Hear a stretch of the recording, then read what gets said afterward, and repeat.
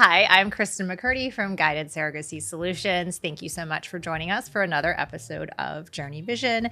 With me today, I have Kaitlyn Oberly from SeedTrust. Hi, Kaitlyn. Hi, so excited to be here. Thank you so much for having me. Thank you so much for joining us in San Diego. So this is your home in San Diego. We are here for the Seeds Conference, which we're so excited to be with you. I'm not sure what that's supposed to be, but anyway. I know what you mean. We're here for the Seeds Conference. Thank you so much for being with us today to talk a little bit more about escrow in a surrogacy journey and why it's important, what it looks like. And I just want to start off by saying that, and this is a true confession, that in my first independent surrogacy journey, we did not have escrow. Oh, right? Yes. Red flag. Yes. So can we talk a little bit about why escrow is needed in a surrogacy journey? Absolutely. Just to kind of start off, it is so important to have escrow, whether you are partnering with an agency or in an independent journey. There's just so many ways that escrow can add protection to both intended parents and surrogates. So, just ensuring that intended parents have a safe place to hold their funds. And then surrogates also having that peace of mind, knowing that those payments are going to be dispersed to them monthly, per the terms of those contracts that they've decided on with their intended parents. And I think the other part of it too is it helps them focus on their relationship and focus on the pregnancy. Because for our surrogacy journey, I was writing out checks. She would send me receipts. I was reimbursing her. So there was a lot of the financials that I had to take care of, whereas compared to if we would have had escrow would have been looking at the contract and dispersing the payments based upon the contract that the attorney had drafted. So I also think it takes a burden off just the managing of that process as well. No, that's an excellent point that you make there. It definitely helps each party focus on that relationship building rather than being, stressed about what payments are due, when the payments are due, yes. Or, maybe the surrogate, is like, oh, I haven't received my funds yet. And it might be because the intended parents were just busy with something. And then that can also kind of cause some tension in the relationship.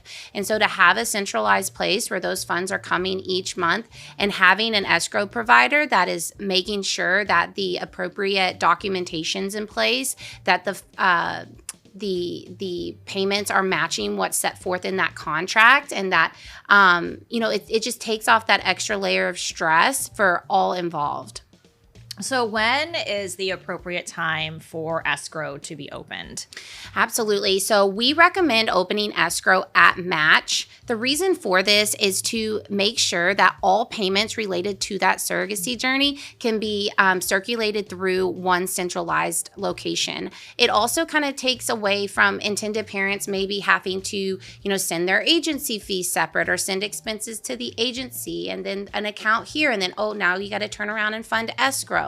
So just kind of opening at match and having this centralized account that they can send, their payments to, it really helps eliminate a lot of stress between really the agency and the intended parents, especially at that beginning stages of the surrogacy journey. Right. And, at match, you don't have those legal contracts yet, but there are still reimbursements that need to be made. So, if the surrogate is traveling for medical screening, her mileage, her meals, lost wages, childcare for medical screening. And then really what we always say to our intended parents is that those funds that you put in at match can also be used to pay for the surrogate's attorney to review the contract. It can also be used to purchase the accidental death policy for the surrogate as well. So those funds that they put in prior to really legal clearance help because there are reimbursements prior to embryo transfer and pregnancy.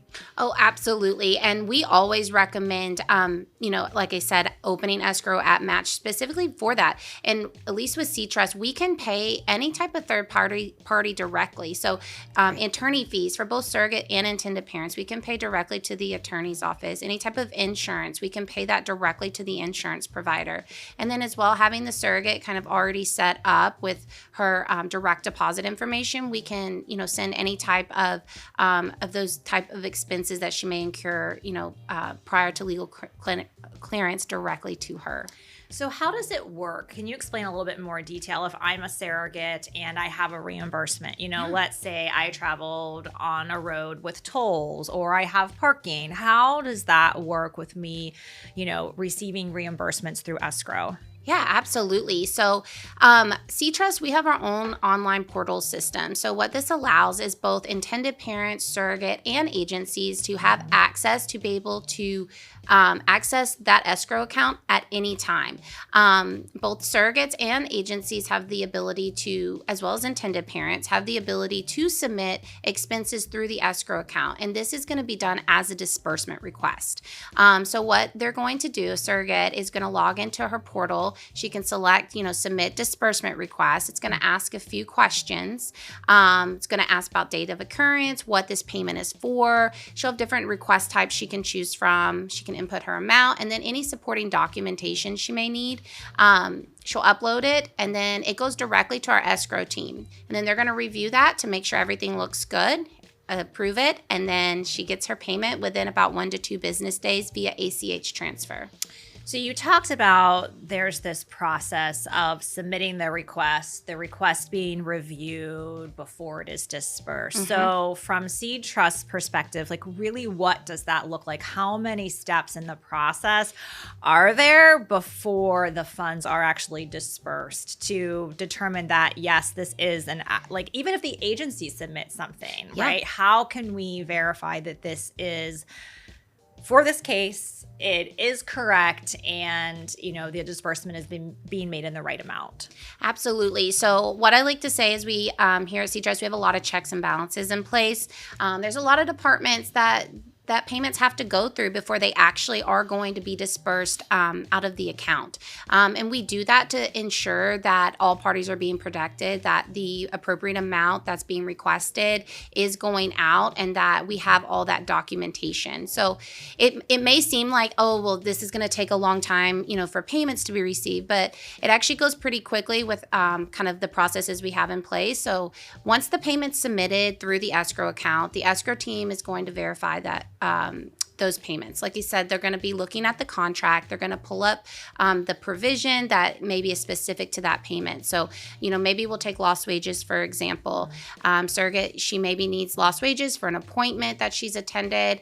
Well, most contracts have certain provisions regarding this. It's going to state in here how those wages need to be calculated, what documentation needs to be received in order for her to receive those wages.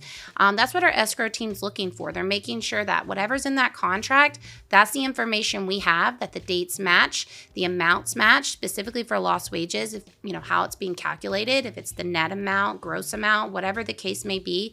Our escrow team is very well versed in those type of provisions. And then they're going to calculate this, make sure everything matches, hit approve, and then it's going to go to our back-end system, our accounting team.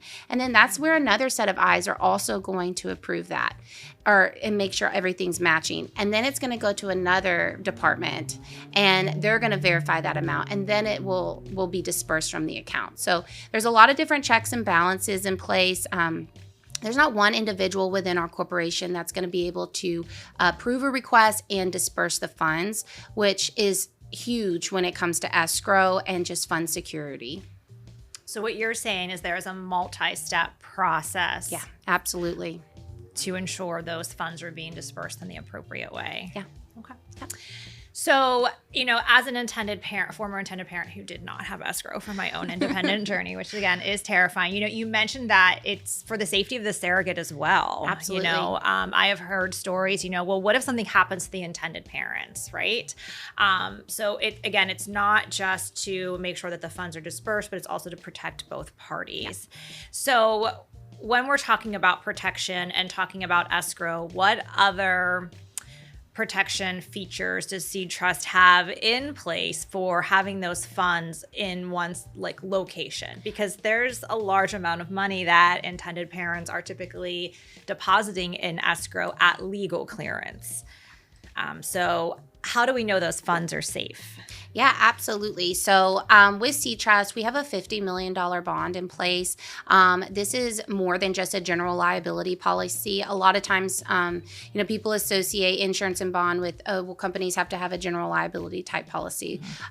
We go an extra step further, and this bond it covers any type of misappropriation of funds in the event that there is any type of theft or, errors in admissions. I mean, we are all human. Sometimes things do happen, but this bond is in place to ensure that parents' funds are protected and the surrogate's funds are protected. Knowing that if there were ever type of fraud or misappropriation, that an insurance policy is going to be able to pay out that, and that everyone's going to be able to receive the funds that were due to them in the account. So when we were talking about the multi-step process for funds being distributed and this bond, are you essentially saying that also as a protection that, none of the owners could potentially go into the bank and say, okay, I want to withdraw X amount of dollars from this account? Correct. So there's not, like I kind of previously stated, and what you're saying is there's not one individual within our corporation who manages all the funds. It has to go through 4 separate departments and with 4 separate controls before any payment can actually leave the account, which, just helps ensure that there's, not any type of misappropriation or theft going on. Okay.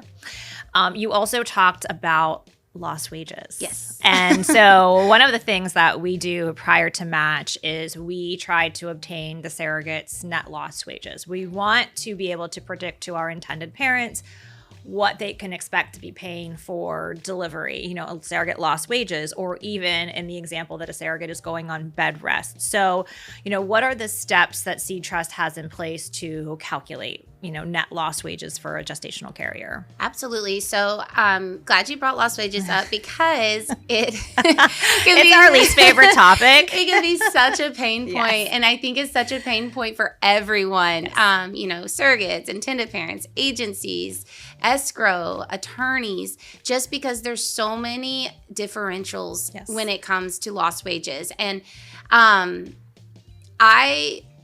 the different types of steps we have in place. So we actually just launched our lost wages calculator. So it's a new feature within our portal. This feature allows for the surrogate or the agency to upload a copy of the pay stubs, and then our team will go in and calculate that based off the net rate, the gross, whatever the contract's stating. So they're going to go in, and we have developed this calculator within our portal system to where it actually will calculate for us what those wages are to be based off of whatever that contract states. So this takes away that human error portion of calculating these wages, because it is actually being calculated based off of a formula instead of individuals sitting there, pen and paper, figuring out lost wages. Right. So that's kind of a new feature we've recently launched, and it's working pretty well. We're super excited about it. It's been a long time coming just because lost wages are such a pain point. And we even kind of go a little bit further to those specific surrogates who maybe are 1099 employees or self-employed, where it can get kind of gray areas and you need a little bit more additional information. The calculator also can take into consideration those type of employees as well. Right. So it's a human process. Surrogacy is not cookie cutter. So there are definitely situations where surrogates have commission-based salaries or, like you said, 1099. And so or, perhaps they are a server and, their income is also based on tips, how we're calculating that. So you're basically saying that SeedTrust can take that information, calculate it, and then that information can be provided to the attorneys, either put in the contract, or that's how funds will be dispersed for appointment lost wages and so forth. Exactly. And even it goes a little bit further to being able to showcase the breakdown of the lost wages within the portal system. So intended parents, surrogates, and agencies can all really have access to see how these lost wages are being calculated, how we're coming up with this number. It's going to give a complete breakdown of those wages. I see. Okay. So, one of the other things that I get a lot of questions about for escrow is, how long do I have to keep escrow open for, and why? Can you share a little bit more about, and I know there's a range, right? There's definitely a range in what we see, but can you talk a little bit more about the importance of keeping escrow open after delivery and why it's important in that fourth trimester postpartum? Absolutely. So I'll kind of start off saying we recommend having escrow open at least 12 months after delivery. I know we see a lot of contracts, and it really varies between, the 6 to 12 month range. However, our recommendation is the later, the 12 month range. This is because really since post-COVID, medical bills are taking 8 months to come in after the delivery. And, if you're closing escrow account early or at 6 month mark, there could be other bills coming in past that time that need to be paid. Yes. And then that causes a lot of stress with surrogates or intended parents, because either the intended parents have already, had their any leftover funds, refunded to them. Their account's been closed, so now the surrogate's needing to go directly to the intended parents to ask for this to be paid. And then, everyone's focus is elsewhere. The intended parents have this beautiful new baby that they're caring for, and, but the surrogate still needs these expenses taken care as well. So just really offering that peace of mind for everyone. We recommend having it open at least 12 months and also maintaining that minimum balance requirement in the account for that long too. So not just having escrow open, but maintaining that minimum balance that's set forth in that contract. And that really just ensures that all the expenses are going to be covered, up to that 12-month mark. And then at that time, the funds can be dispersed back to the intended parents. Right. So for us personally as an agency, we have just recently changed in our benefit package that escrow does need to be open for 12 months post-delivery for the exact reasons you are mentioning. Because I think intended parents have this expectation, okay, 6 months post-delivery, any of those funds that are remaining, I can go ahead and I can request those to be refunded to me. I can put that in my child's 529, and wait, lo and behold, we don't have all of the bills back yet. And so we're trying to manage the expectations of the intended parents that, well, your surrogate still has outstanding bills, and maybe it's not that many, but we still don't have all the bills back yet, so we can't release all of the funds. And then it's like, okay. So we're trying to reset expectations about keeping it open for that time frame. And then also we're increasing the minimum balance as well, because, what if at delivery she suddenly needs a C-section? And then you have that on top of lost wages as well. Absolutely. So we want to be able, and also the delivery bills, we want to make sure that we have all of those funds available so that when the intended parents are home with their child, they can focus on that, while we're making sure that the reimbursements are dispersed appropriately to the appropriate people. Absolutely. And kind of touching a little bit on the minimum balance requirement, that's kind of also a range we see. Yes. However, we would not recommend anything below $10,000 as a minimum balance in the escrow account. And that's just really to protect everyone involved. Yes. And that's what we just recently increased ours too, for that exact reason, because we do escrow audits multiple times throughout the surrogacy journey. You still do not know what's going to happen at delivery. And if a surrogate C-section fee is $5,000, but yet their lost wages are going to be $4,000, that's $9,000 with a $10,000 minimum balance. So where does that leave you to pay, the hospital bills? Exactly. So yeah. Okay. What piece of advice would you give intended parents who are starting off their journey and need to determine where they're going to hold their funds? Absolutely. Good question. And I do actually get asked this a lot when I speak to a lot of intended parents. Yeah. Because I feel like you don't know what you don't know. So I would say just really do your research. Just really know, really when it comes to escrow, there's a few questions that you want to ask. You want to make sure that they are insured, that they're bonded, that they have, even if they are insured and bonded, you want to know the amount that they have. You want to make sure that that insurance can cover the funds that's being held in escrow in the event that anything does, go wrong. You want to also make sure you have a reputable set of individuals that's managing your accounts. You want to make sure that, they are specialized in escrow and they're familiar with how the contracts work and how to disperse the funds. And you also want to make sure you have an independent third party. You want to make sure that there are no biases, that, whoever you're going with for escrow is completely neutral to both the surrogate and the intended parents, and that they're going to process those funds in accordance to that agreement. And then I would say, just also making sure you're going with like a fund management company who is going to take on all that financial responsibility in the event that a payment has been processed incorrectly, that because the escrow company's reviewing it, they're making sure that the documentation's there, that the amounts match, and in the event that they do approve a payment incorrectly, that's going to be on them and not on either the surrogate or the intended parents. So you mentioned, and I don't know your exact words, but someone who has the experience. So how does SeedTrust, what makes them have the experience to manage funds? Absolutely. So our owners of SeedTrust are made up of attorneys, CPAs, and bank executives. They are very well versed in the financial industry. We're also overseen by attorneys as well. So we're making sure, we're being in compliance, and that we also have all the checks and balances in place too. And I feel like if we didn't have the expertise of an attorney, a CPA, and bank executives, then maybe you wouldn't know that you need certain checks and balances in place to be able to provide protection to intended parents and surrogates. So it's just very important that you're going with a qualified, escrow company when it comes to managing a large amount of funds. Okay. So typically intended parents choose the escrow company that is going to hold the funds for the whole entire surrogacy journey. As a surrogate, what questions should they be asking the escrow company as well? Absolutely. That's a good question.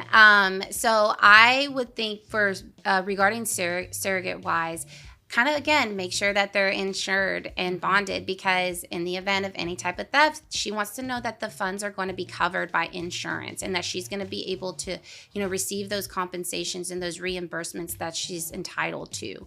Also, just making sure that she has a group a company who can communicate with her as well to be able to, if she has questions about her payments, can help her with that, or, make sure that she's going with a company where they maybe schedule their payments, knowing that she's going to get these payments on automatic disbursements each month. And then I would think just having the peace of mind knowing that the account is also being maintained a minimum balance, that there's protocols in place to make sure that the account is going to meet that minimum balance requirement, and nothing's going to, it's not going to fall below that. And if it is, everyone's going to be notified to replenish the account. Okay. So you mentioned communication. Yes. So what can a surrogate expect, from a communication perspective from SeedTrust or any escrow company? Absolutely. So I know specifically with SeedTrust, anytime a surrogate onboards with us, we do have a surrogate specialist. She reaches out to them personally, make sure that, hey, did you get this email to set your portal up? Are you having trouble logging in? Also, you need to input your ACH information, because this is how you're going to receive your payments. And then if, she's going to be submitting disbursement requests on the account, we can walk her through, hey, this is how you submit a request. This is typically the information you need. Just someone there to kind of guide her in the escrow process, just because a lot of times it's just a lot coming at surrogates and intended parents at once. And this is just a little bit extra help in making her feel comfortable knowing that, her payments are at least being set up correctly and that she knows how to submit for reimbursements. So in addition to her attorney who helped review her legal contract and her agency, she also should have that escrow company be available to answer any of those specific questions.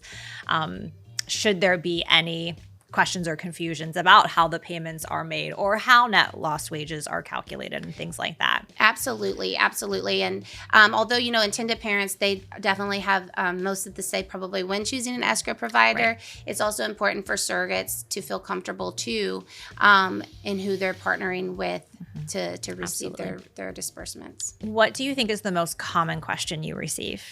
Oh, we kind of already touched on it, but it is, I would say the most common question I receive is when what happens to any remaining funds? Okay. So can you share a little bit like what happened? Like, I mean, because I do feel that there are probably some different setups with the remaining funds, right? So go ahead. Yeah, I can elaborate on it. So that, I mean, probably every conversation I at least have with intended parents, that is the main question I get asked is, well, what happens when everything's finished? What happens to any remaining funds in escrow? So they are sent back to the intended parents. There is a process that it kind of has to be met, which we've kind of touched on earlier. Yes. What we're going to do is we're going to make sure that all the obligations to the contract are met, that, if the account needs to be remained open for a year post-delivery, that it's at that point, and that if there are any type of payments that maybe still need to come out of escrow, all those obligations have been satisfied as well before we close that account out. And then once that has all been met, then we're going to ask the intended parents for their information, banking information, and disperse any remaining funds back to them, and then close and archive the account. Okay. What takeaways do you have for intended parents and surrogates who are using escrow? Yeah, so takeaways, I would just say, I would just say education. I would say just be informed, educate yourself on escrow, just because it is such a... No one likes to talk about money, but it is so important to know who you're working with, making sure you have that support when it comes to escrow, and then just making sure you feel comfortable with, especially, with intended parents, that they're feeling comfortable sending, a large amount of money to a company. It's so important that they feel comfortable. They know what's in place, what protection they have, and same with surrogates, knowing that they're going to also be able to receive their funds too. And you mentioned, a scheduled payment, like a calendar schedule. So can you just quickly talk about that? Yeah, absolutely. So with SeedTrust, we have what's called a scheduled payment calendar. And yes. You were trying to find the words there. I know, it was like scheduled calendar. You got it. So we have what's called a scheduled payment calendar, and these are payments that are going to go out monthly. So traditionally, it's a monthly allowance, any type of base compensation. So once your surrogate becomes pregnant, those payments are going to be scheduled automatically. And then insurance premiums, depending if that's going to go through escrow or not, which it does vary if it is or not. But these are going to be automatic payments scheduled, meaning that the surrogate nor the agency or intended parents are going to have to submit these payments each month, that they're going to be based off the terms of the agreement, and then they're scheduled based off of which I like to call kind of like events that happen in a surrogacy journey. So anytime the contract's executed, we're going to be looking to see, does her monthly allowance begin, or when does it begin? Let's, make sure we note the account of that. Once she becomes pregnant, we're going to be reviewing the provisions of her base compensation, and then scheduling it, per that. Let's say surrogate becomes pregnant today, her base comp is, starts on the first of the month, after heartbeat confirmation. So we're going to schedule it, for December 1st or, whenever that date is. And then also any of those post-delivery payments, her, once she does deliver, any of the post-delivery compensations that are due at that time are also going to be scheduled. So so that's kind of how the scheduled payment calendar works. So really also takes like the human error out of making sure those payments are dispersed at the right time. Absolutely, because, it takes the human error, the stress of, oh man, we're getting to, the end of the month or whatever the date that the contract states that those payments need to go out. And, I need to make sure I get this payment in, or like in your independent journey, making sure the checks are sent, or sending it a week before it was due to make sure that the postal service would have it, received on time. Exactly. So, it takes away kind of all of that, and it's a payment that's going to go out automatically each month. Awesome. Well, Kaitlyn, thank you so much for being with us this morning. Yes. I'm so happy that you were able to share your insights with us on escrow. Yes, I've enjoyed it. Thank you so much for having me. Thank you.